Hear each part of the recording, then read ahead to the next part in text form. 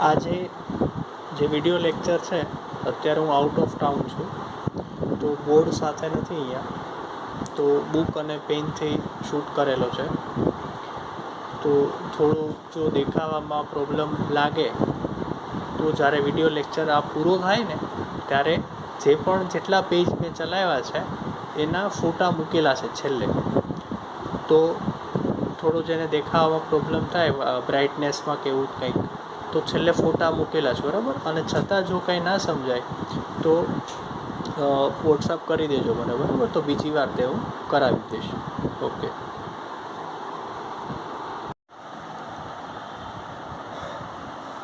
તો આગળ જોવાના છે ઓક્સિજનના રાસાયણિક ગુણધર્મો.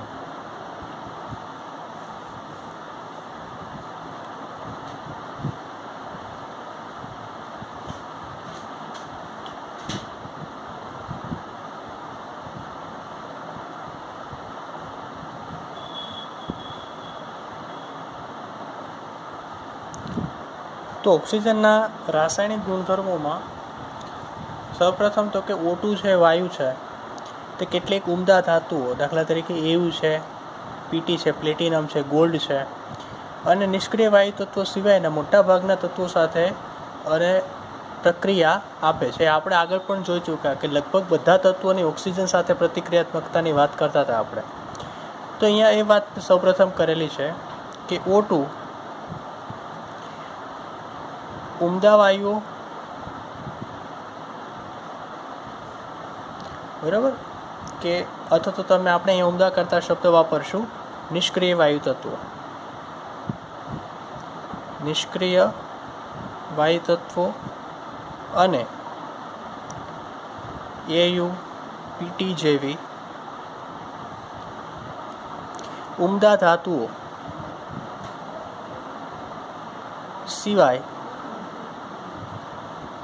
સિવાયની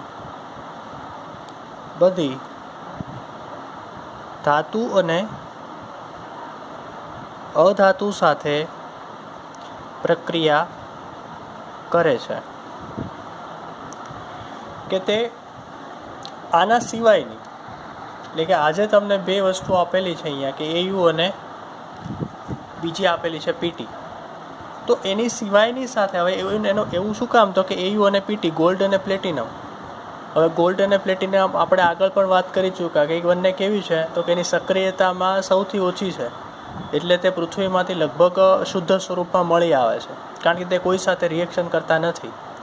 અને જે બીજા છે નિષ્ક્રિય વાયુ તત્વો, એટલે કે આપણે જે નોબલ ગેસની વાત કરીએ છીએ, તો એની સાથે એક ઓક્સિજન પ્રક્રિયા નથી કરતો, બાકીના બધા ધાતુઓ અને અધાતુઓ સાથે તે પ્રક્રિયા કરે છે. પછી બીજો એનો ગુણધર્મ છે કે તે બીજા કોઈ તત્વ સાથે સંયોજાય, બરાબર, ત્યારે તે હંમેશા કેવી હોય, ઉષ્મા ક્ષેપક પ્રક્રિયા આપે છે અને તેને ટકાવી રાખે છે, બરાબર, સ્ટેબલ કરે છે કમ્પાઉન્ડને, બરાબર. તો આ એક એની ખાસ ગુણધર્મ છે એનો. ત્યારબાદ છે કે ડાયોક્સિજન છે એ ધાતુઓ, અધાતુઓ અને અન્ય સંયોજન સાથે તમને એક અહીંયા રિએક્શન આપેલી છે કે કેવી પ્રકારની રિએક્શન આપે. તો પહેલી છે ધાતુઓ સાથે, એટલે કે Ca સાથે. તો Ca સાથે જ્યારે ઓક્સિજન પ્રક્રિયા કરે છે ત્યારે તે ઓક્સાઇડ બનાવે છે. એ આપણે આગળ પણ જો Mg સાથે પ્રક્રિયા કરે તો મેગ્નેશિયમ ઓક્સાઇડ બનાવે છે. તો ધાતુ સાથે રિએક્શન કરે તો ધાતુના ઓક્સાઇડ બનાવશે.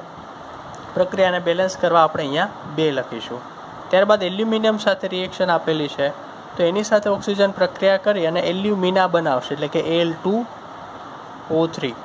પ્રક્રિયાને બેલેન્સ કરવા માટે અહીંયા 4 Al લેશું, ઓક્સિજન 3 લેશું અને 2 Al2O3, એલ્યુમિના બનાવશે, બરાબર, એલ્યુમિનિયમનો ઓક્સાઇડ બનાવશે. ત્યારબાદ ફોસ્ફરસ સાથે રિએક્શન છે, તો ફોસ્ફરસ આપણને ખબર છે કે P4 સ્વરૂપમાં અસ્તિત્વ ધરાવે.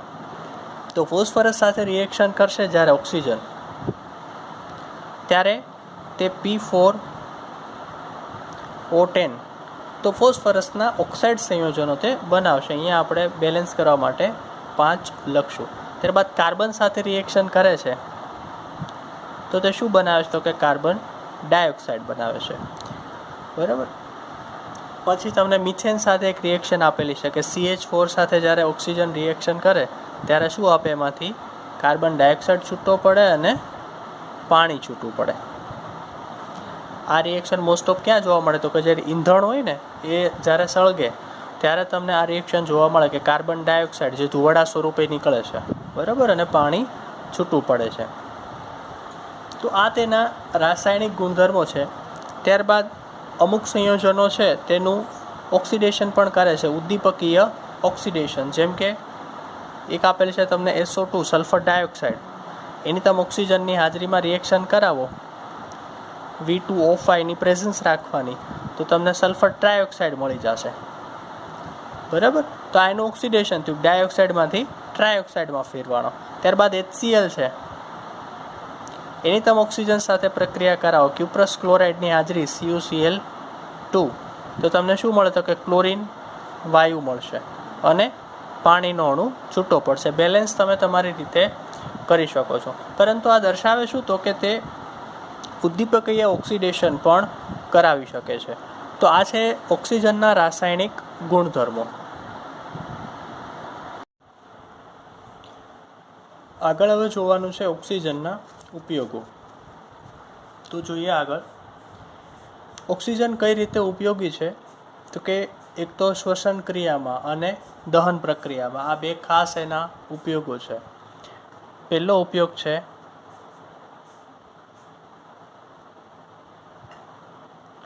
શ્વસન ક્રિયામાં ઉપયોગી. બીજો શું ઉપયોગ છે તેનો? તો કે દહન પ્રક્રિયામાં. દહન પ્રક્રિયામાં કે કોઈ પણ દહનની જે ક્રિયા છે તે ઓક્સિજનની હાજરી વગર શક્ય થતી નથી. એ આપણે આગળ પણ વાત કરી ચૂક્યા છીએ કે ઓક્સિજનની હાજરી વગર દહન થતું નથી. એટલે જ જ્યારે સળગે છે કોઈ પણ ધાતુ, કે આપણે જ્યારે મેગ્નેશિયમનું ઉદાહરણ લીધું હતું, તો મેગ્નેશિયમ ઓક્સાઇડમાં ફેરવાતું હતું. તો ઓક્સિજન ક્યાંથી આવતો? તો કે હવામાં ઓક્સિજનની હાજરી હોય જ છે, તો જ દહનની ક્રિયા થાય. ત્યારબાદ સ્ટીલની બનાવટમાં તે ઉપયોગી છે.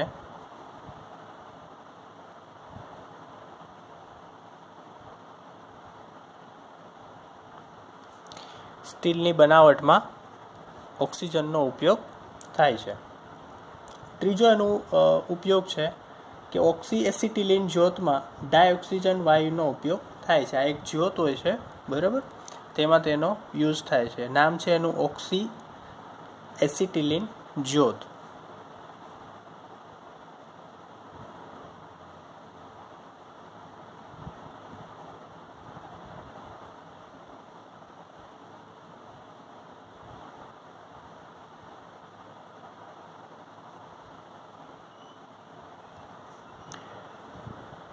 તો આ જ્યોતમાં તેનો એક ખાસ ઉપયોગ થાય છે. આ જ્યોતનું કામ શું છે? તો કે ખૂબ જ ઊંચું તાપમાન મેળવી શકાય છે, બરાબર. આથી તે ધાતુના વેલ્ડિંગમાં વપરાય છે. આ જ્યોતનું કામ શું છે? તો કે આ જ્યોતથી ખૂબ જ ઊંચું તાપમાન મેળવી શકાય છે.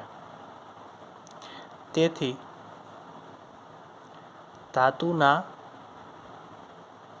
વેલ્ડિંગમાં કામ આવે છે.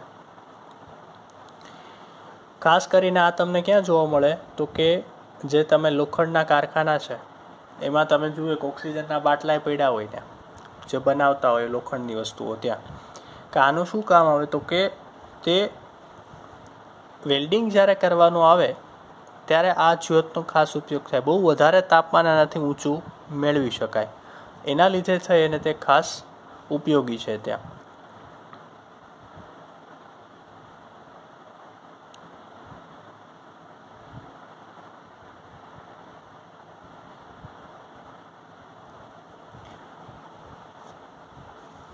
ત્યારબાદ એનો ચોથો ઉપયોગ છે કે ડાયોક્સિજન વાયુના સિલિન્ડર હોસ્પિટલમાં દર્દીઓની સારવાર માટે તથા પર્વતારોહકો અને જે મરજીવા હોય છે અને વિમાનમાં બેઠેલા યાત્રીઓ માટે શ્વસન ક્રિયામાં ઉપયોગી છે, બરાબર. હોસ્પિટલમાં દર્દીઓ માટે, પછી પર્વતારોહકો માટે,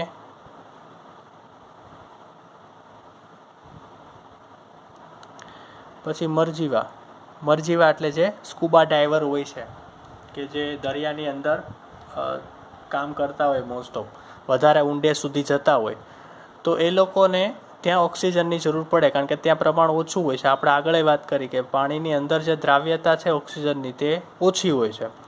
તો જે દરિયાઈ જીવસૃષ્ટિ છે એ તો એટલા ઓક્સિજનમાં ચલાવી લે, પણ મનુષ્ય એટલા ઓક્સિજનમાં એનું શરીર ચાલે નહીં, તો એને વધારે ઓક્સિજનની જરૂર પડે.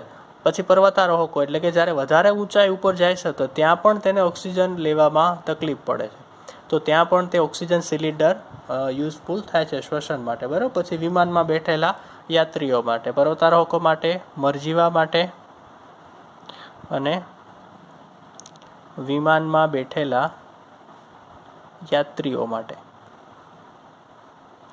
શ્વસનમાં ઉપયોગી છે. તો આ બધાના શ્વસન ક્રિયા માટે ખાસ ઓક્સિજન કામ આવે છે. પછી બળતણોના દહનમાં છેલ્લો ઉપયોગ છે એનો, બળતણોના દહનમાં. કોઈ પણ ઈંધણ છે એ જ્યારે સળગે અથવા તો એનો તમારે ઉપયોગ કરવો હોય તો એને તમારે દહન કરવું પડે ને એના માટે ઓક્સિજનની જરૂર પડે. દાખલા તરીકે પ્રવાહી ઓક્સિજનમાં જે હાઇડ્રેઝિન છે એ રોકેટને ઉપર ઉડાડવા માટે વિસ્મયજનક દબાણ પૂરું પાડે છે. તમને એક ઉદાહરણ આપેલું છે કે પ્રવાહી ઓક્સિજનમાં હાઇડ્રેઝિન, આ એક તત્વ આવે હાઇડ્રેઝિન, આપણે ઓર્ગેનિકમાં ભણશું હાઇડ્રેઝિન વિશે. તો આ જે હાઇડ્રેઝિન છે એ જ્યારે પ્રવાહી ઓક્સિજનમાં મિક્સ કરવામાં આવે તો એ કામ શું કરે છે, તો કે જ્યારે રોકેટનું ઉપર જ્યારે ચડાવવાનું હોય રોકેટ, બરાબર, ઉપર ઉડાડવા માટે, તે ખૂબ જ ઊંચું દબાણ પૂરું પાડે. તો હાઇડ્રેઝિન છે ઓક્સિજનમાં એ શું કરે, તો કે રોકેટને ઉડાડવા માટે દબાણ પૂરું પાડે, બરાબર. તો આ તેના ઉપયોગો છે. એક માર્કના MCQ માટે આવી શકે, બરાબર. આમાંથી કોઈ મોટો પ્રશ્ન ન આવે, પરંતુ એક માર્કના MCQ પૂછી શકે આમાંથી કે ક્યાં ક્યાં ઉપયોગ થાય, બરાબર. પછી એવું પૂછે કે જે જ્યોતની આપણે વાત કરી હતી, ઓક્સી એસિટિલિન જ્યોત, તો ઓક્સી એસિટિલિન જ્યોતનો ઉપયોગ શેમાં થાય છે, તો કે ધાતુઓના વેલ્ડિંગ માટે. તો આવા પ્રશ્નો આવી શકે છે, બરાબર. ત્યારબાદ તમને લખાણ સંબંધિત પ્રશ્નો આપેલા છે.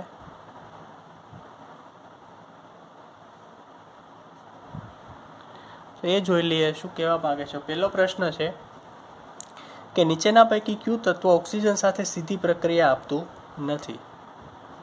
ઓક્સિજન સાથે, આ ક્વેશ્ચન છે, ઓક્સિજન સાથે સીધી પ્રક્રિયા કોણ આપતું નથી. તમને ચાર વસ્તુ કીધેલી છે. એક ઝિંક આપેલું છે, ત્યારબાદ ટીઆઈ આપેલું છે, અને એક છે પીટી અને એક છે એફી. તો આ ચારમાં કોણ એવું છે જે ઓક્સિજન સાથે પ્રક્રિયા નહીં આપે, બરાબર. તો અહીંયા આપણે એમના મેં કહી શકીએ કે જે પ્લેટિનમ છે, આપણે આગળ આવ્યું કે રાસાયણિક ગુણધર્મો, પ્લેટિનમ છે, ગોલ્ડ છે, એની સાથે ઓક્સિજન પ્રક્રિયા કરતું નથી. કારણ શું છે, તો કે આ કેવી છે, ઉમદા ધાતુ, એટલે એની સક્રિયતા ખૂબ ઓછી છે. સક્રિયતા ઓછી છે માટે ઓક્સિજન તેની સાથે સંયોજાતું નથી, બરાબર. જ્યારે આ ઝિંક છે, ટાઇટેનિયમ છે, આયર્ન છે, આ બધા તો ઓક્સિજન સાથે પ્રક્રિયા કરી અને ધાતુઓના ઓક્સાઇડ આપે છે.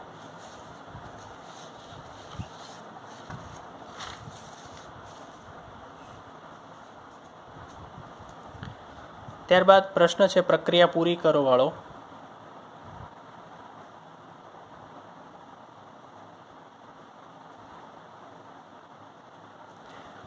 તો પ્રક્રિયા પૂરી કરોમાં પહેલી પ્રક્રિયા તમે આવી આપેલી છે તમને, C2H4 પ્લસ O2. અહીંયાથી શું મળશે, તો કે આ જે C2H4 છે બરાબર, CH2 મતલબ કહી શકો તમે એને. તો એની જ્યારે ઓક્સિજન સાથે પ્રક્રિયા કરવામાં આવે તો સિમ્પલ વસ્તુ છે કે આ શું આપશે, તો કે કાર્બન ડાયોક્સાઇડ આપશે અને બીજું આપશે પાણી. બેલેન્સ કરવા માટે તમે અહીંયા 3 ઓક્સિજન લઈ શકો, અહીંયા 2 કાર્બન ડાયોક્સાઇડ અને 2 પાણીના અણુ. ત્યારબાદ એલ્યુમિનિયમની રિએક્શન આપેલ છે કે Al plus O3, 4Al plus 3O3. તો આપણે આગળ જોઈએ એમ એલ્યુમિનિયમ સાથે ઓક્સિજન રિએક્શન આપે ત્યારે શું આપે, એલ્યુમિના બનાવે. એલ્યુમિના એટલે Al2O3. રિએક્શન બેલેન્સ કરવા આપણે 2 મૂકશું.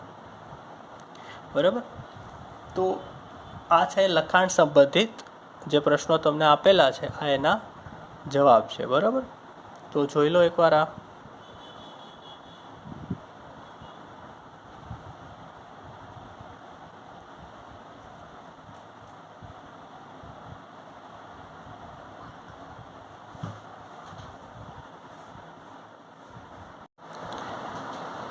ઓકે, આગળ આપણે જોવાનું છે હવે H2O અને H2S બંનેમાં કોનો બંધ કોણ વધુ છે એવો પ્રશ્ન પૂછેલો છે તમને. H2O અને H2S આ બંનેમાં બંધ કોણ વિશે આપણે માહિતી મેળવવાની છે. તો સૌપ્રથમ બંનેના બંધારણ જોઈએ કે બંધારણ કેવા છે. તો કે H2Oનું આપણે જાણીએ છીએ કે ઓક્સિજન અને આવી રીતે બંને હાઇડ્રોજન જોડાયેલા હોય છે અને ઓક્સિજન પાસે 2 અબંધકારક ઇલેક્ટ્રોન યુગ્મ હોય છે. આ જે બંધ કોણ છે તે હોય છે 104.5 ડિગ્રી. જ્યારે H2Sમાં જોઈએ આપણે તો એમાં પણ આ રીતે 2 હાઇડ્રોજન જોડાયેલા હોય છે, એની પાસે પણ 2 અબંધકારક ઇલેક્ટ્રોન યુગ્મ હોય છે અને બંધ કોણ જે હોય છે તે છે 92 ડિગ્રી. તો બંધ કોણ કોનો વધારે, તો કે H2Oનો. બરાબર. હવે આવું થવાનું કારણ શું, તો કે સલ્ફર કરતાં ઓક્સિજનની વિદ્યુત ઋણતા વધુ હોય છે. બરાબર, સલ્ફર કરતાં ઓક્સિજનની વિદ્યુત ઋણતા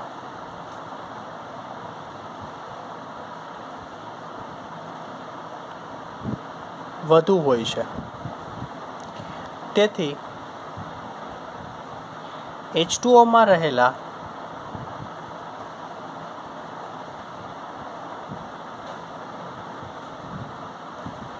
બે OH બંધ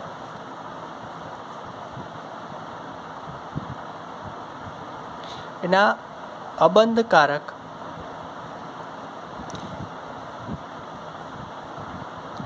બરાબર, OH બંધમાં બંધકારક આવશે. ઇલેક્ટ્રોન યુગ્મ વચ્ચે લાગતું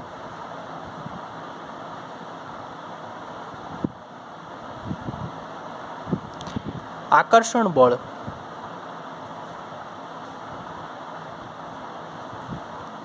એ ઓક્સિજન પાસે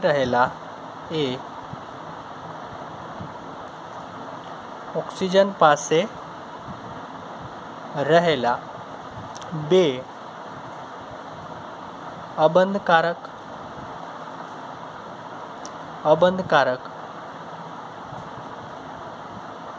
ઇલેક્ટ્રોન યુગ્મ વચ્ચે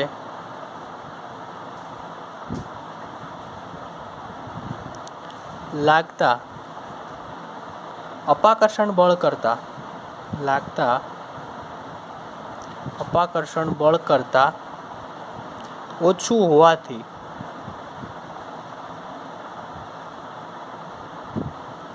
તેમાં બંધ કોણ વધુ છે. જો આ પ્રશ્ન પૂછાણો તો કારણ આપવામાં કે H2O કરતાં H2Sમાં બંધ કોણ નાનો છે. તો આવું થવાનું કારણ શું, તો કે ઓક્સિજનની વિદ્યુત ઋણતા સલ્ફર કરતાં કેવી હોય છે, વધારે હોય છે. એના લીધે આ જે 2 OH બંધ છે ઓક્સિજન પાસે છે અને સલ્ફર પાસે છે, પણ આ જે H2Oમાં OH બંધ છે એના બંધકારક એટલે કે જે આ બંધમાં ભાગ લીધેલા ઇલેક્ટ્રોન હોય ને એને શું કહેવાય, બંધકારક. અને બંધમાં ભાગ લીધા વગરના ઇલેક્ટ્રોનને અબંધકારક કહેવાય. તો આ જે બંધકારક ઇલેક્ટ્રોન યુગ્મ છે એના વચ્ચે લાગતું અપાકર્ષણ બળ એ અબંધકારક ઇલેક્ટ્રોન યુગ્મ વચ્ચે લાગતા અપાકર્ષણ બળ કરતાં ઓછું હોય. એટલે આ થોડોક આમ કેવો થાય, થોડોક મોટો થશે બંધ, અને જ્યારે અહીંયાથી આનાથી ઊંધું હશે તો આ બંધ કેવો થાય, થોડોક ટૂંકો થાય. તો એટલા માટે અહીંયા બંધ ઓછો છે અને અહીંયા બંધ કોણ જે છે તે વધારે છે. બરાબર. તો આ વસ્તુ તમે તેમાં લખી શકો. ત્યારબાદ આપણે જોવાનું છે હવે સાદા ઓક્સાઇડ સંયોજનો.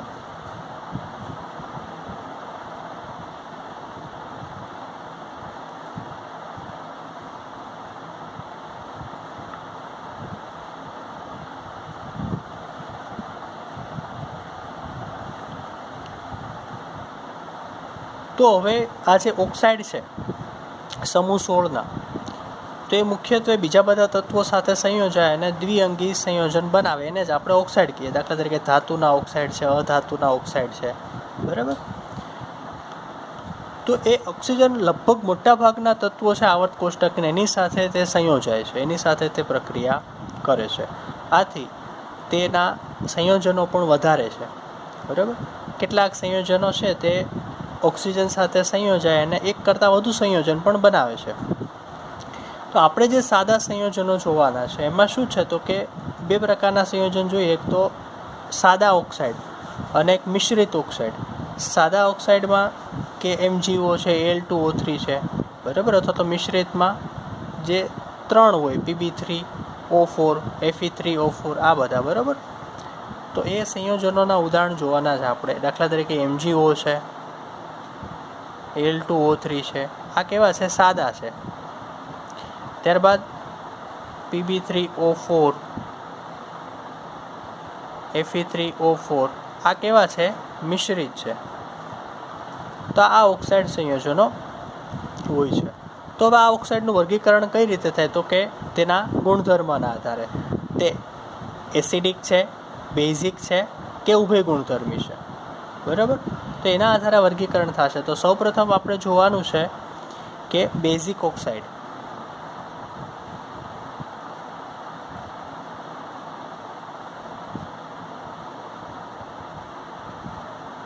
તો બેઝિક ઓક્સાઇડ કોને કહેવાય, તો કે પાણી સાથે પ્રક્રિયા કરી અને બેઝ જે આપે એને કેવા કહેવાય, બેઝિક ઓક્સાઇડ કહી શકો તમે. બરાબર. કે જે પાણી સાથે પ્રક્રિયા કરી અને બેઝ આપે. પાણી સાથે પ્રક્રિયા કરી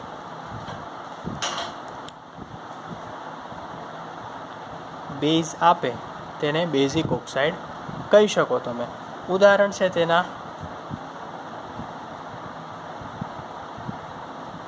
Na2O, CaO, BaO.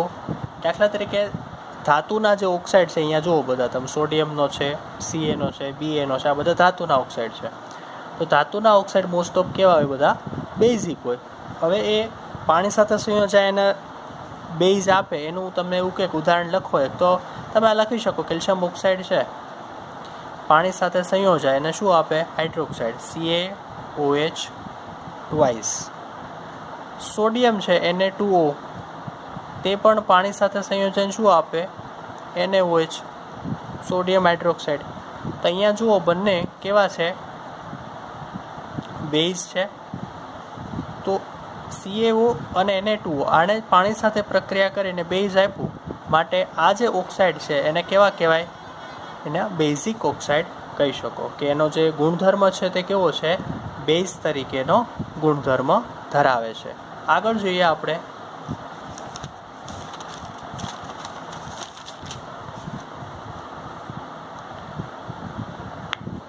હવે એસિડિક ઓક્સાઇડ.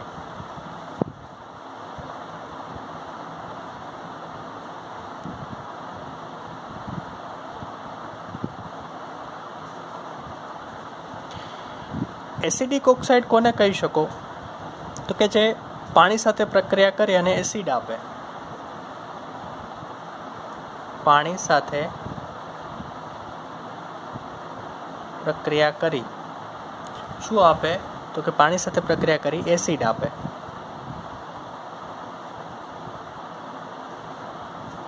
એને તમે એસિડિક ઓક્સાઇડ કહી શકો. ઉદાહરણ છે તેના SO2, Cl2O7, CO2, N2O5 વગેરે. તો ધાતુના ઓક્સાઇડ જેમ બેઝિક હતા એમ અધાતુના ઓક્સાઇડ કેવા હોય? એસિડિક હોય. તમે આ રીતે પણ યાદ રાખી શકો. પ્રક્રિયા તમને એકાદી લખી નાખવાની કે SO2 છે એની તમે પાણી સાથે પ્રક્રિયા કરો, શું આપે તે? H2SO3. ત્યારબાદ N2O5 છે, તેની તમે પાણી સાથે રિએક્શન કરાવો તો શું મળે તમને? HNO3. તો આ બંને કેવા છે? એસિડ. તો આ રિએક્શનથી કહી શકો તમે કે તે પાણી સાથે પ્રક્રિયા કરી અને શું આપે છે? એસિડ આપે છે. માટે તે કેવા છે? એસિડિક ઓક્સાઇડ છે. અધાતુના ઓક્સાઇડ મોસ્ટ ઓફ બધા એસિડિક હશે. ત્યારબાદ અમુક એવી ધાતુના ઓક્સાઇડ છે કે જે કેવા છે? એસિડિક. પણ એમાં તમારે ખાસ ધ્યાન રાખવાનું કે ઓક્સિડેશન અવસ્થા ઊંચી હોય, એટલે કે ઊંચી ઓક્સિડેશનમાં કેટલીક ધાતુના ઓક્સાઇડ એસિડિક છે. મોસ્ટ ઓફ તો ધાતુના ઓક્સાઇડ બેઝિક જ હોય, પણ અમુક ધાતુઓ છે, દાખલા તરીકે Mn2O7. તો અહીંયા તમે જુઓ તો 7 × 2 = 14 અને આ 2 છે એટલે 7. આ +7માં હોય 7. Mn છે એની ઓક્સિડેશન અવસ્થા +7 હોય. ત્યારબાદ છે CrO3, પછી છે V2O5. તો અહીંયા તમે બધા ધાતુની ઓક્સિડેશન અવસ્થા ખૂબ જ ઊંચી હોય. તો ઓક્સિડેશન અવસ્થા ઊંચી હોય તો એ બધા કેવા છે? એસિડિક ગુણધર્મો ધરાવે. જેમ ઓક્સિડેશન અવસ્થા ધાતુની વધારે એમ તે કેવા હોય? એનો એસિડિક ગુણધર્મ થોડો ઘણો વધે. બરાબર. ત્યારબાદ ઉભય ગુણધર્મી.